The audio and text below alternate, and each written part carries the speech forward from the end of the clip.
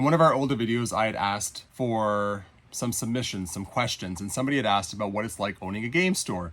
And initially today I was going to talk about how we price items and how we go about giving our offers and whatnot.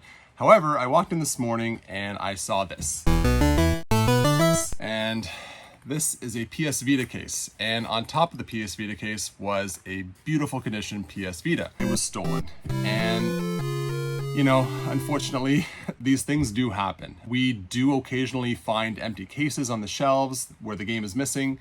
We have had, you know, a variety of different things that were stolen over the years. We've had games that were stolen, and unfortunately this was stolen as well. And it's, you know, we have a decent idea of who took it. So, you know, if that person comes back today, we're going to be talking to them about it straight up. The last big time that we had theft and the last thief that we had in our store, I'm not going to share his name. He was stealing from us pretty regularly, unfortunately. He was a regular of ours. He was a guy that we trusted. We liked him a lot. And he was stealing our GameCube games and Super Nintendo games. We ended up catching him because he only knew me. He did not, and Frank. He only knew me and Frank. He did not know Joe. So every time he came to the store, it was only me working here or Frank working here.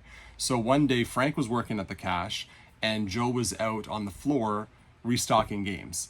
And while Joe was restocking games, this guy just started putting games into his jacket, and like a lot of really good games. So good, in fact, that we ended up having to move games from out there back here. And you've probably heard me talk many times before about how we have this sort of like anything that's $40 or more, we tend to put behind the cash. And that started after this guy was stealing from us, because we recognized that we couldn't put the really expensive stuff out there. He was stealing right in front of our faces and we didn't even know it.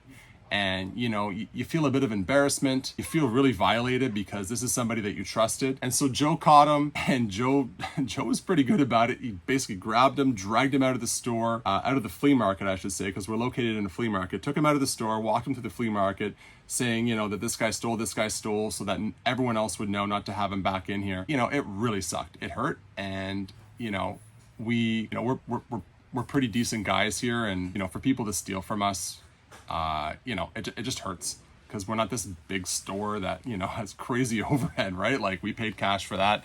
Now we're out. Anyway, getting back to the question of owning a game store, theft does happen. It's a part of being a successful business, unfortunately, and you can't take it personally, and I've learned to do that over the years. So when I find an empty game case, or I see a game that's missing, or I just, you know, like in this case here where the Vita's no longer sitting up there, you know, it happens. It really sucks. You know, what you try to do is just be more vigilant. You try to watch the store a little better. You just kind of move forward. So owning a game store, unfortunately, this is just one of those things that you have to deal with.